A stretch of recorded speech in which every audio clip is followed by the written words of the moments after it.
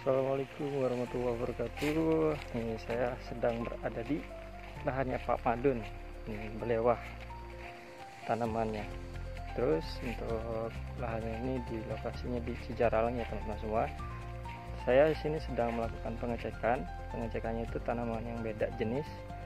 Kalau ada tanaman yang beda jenis, nanti saya akan informasikan ke petaninya untuk di rogwing atau dicabut, karena itu nanti akan mempengaruhi hasil dari kemurnian benih.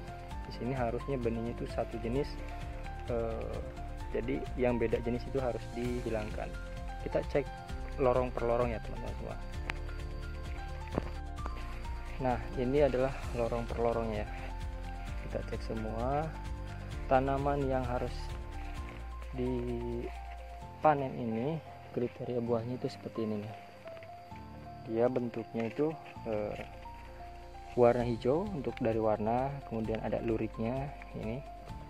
Nah, kemudian tidak lonjong tapi bulat, ini normal, ini segini. Nanti kalau ada yang beda selain dari ini, itu harus dicabut tanamannya karena akan mempengaruhi dari kemurnian benih itu sendiri. Itu bisa terjadi karena satu faktor kemurnian benih di awal ya, biji. Karena setiap benih dalam satu kemasan itu kemurniannya beda-beda. Ada yang 98%, berarti itu 2% itu ada berbeda dari tanaman indukannya kayak itu. Nah, kita cek lorong per lorong ya, biar supaya hasilnya itu murni mendekati 100%.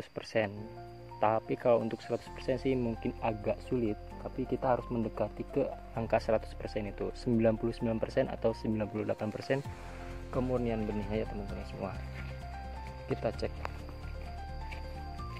Untuk pertumbuhannya di sini sih cukup baik, cuma karena faktor kondisi cuaca, jadi ada beberapa tanaman yang mati karena waktu itu kondisi cuacanya agak kemarau dikit lah itu. Saat pindah tanam, dia tanamannya mati saat proses pindah tanam dari semayan ke ini bedengan. Nah, kita ke lorong berikutnya teman-teman semua. Wah, alhamdulillah ini sudah dilakukan pemeliharaan di topping ya atasnya sama Pak Madun ini. Itu enggak jadi persoalan, soalnya buahnya sih udah dapat di bawah. Nanti untuk di pangkas atasnya ini fungsinya buat memaksimalkan pertumbuhannya ke buah, masa pembuahannya teman-teman semua. Nah, kita cek tanamannya. Khawatir di sini ada yang berbeda jenis kayak gitu. Kalau ada yang berbeda jenis harus kita informasikan ke petani kemudian untuk dibuang. Nah, ini masih normal buahnya seperti ini. Ini juga potensi buah dari satu tanaman ini teman-teman semua. Di sini saya perhatikan antara 2 ke atas, 2, 3, ada yang 4 juga ada yang 5 ada. Nah, ini dia teman-teman semua, ada yang berbeda jenis 2 tanaman. Nah, lokasinya berdekatan juga sih. Pertamanya ini nih, ini tanaman yang berbeda jenis, sudah dikawinkan sih tapinya, cuma ini jangan sampai terpanen. Ini jangan sampai terpanen karena jenisnya ini beda. Bisa teman-teman bedakan ya. Warnanya ini dia lebih putih. Kemudian untuk luriknya itu hampir tidak ada ya. Kemudian warnanya juga berbeda sama yang benihnya harus seperti ini. Buahnya yang harus seperti ini. Ini beda banget. Ini harus di roging atau dicabut. Nanti saya informasikan ke petaninya agar untuk dicabut kayak gitu. Nanti ini kalau seandainya diambil bijinya, ini akan mempengaruhi kemurnian dari benih belewa sendiri. Ini masih tetap belewa sama, cuma berbeda jenis kayak gitu.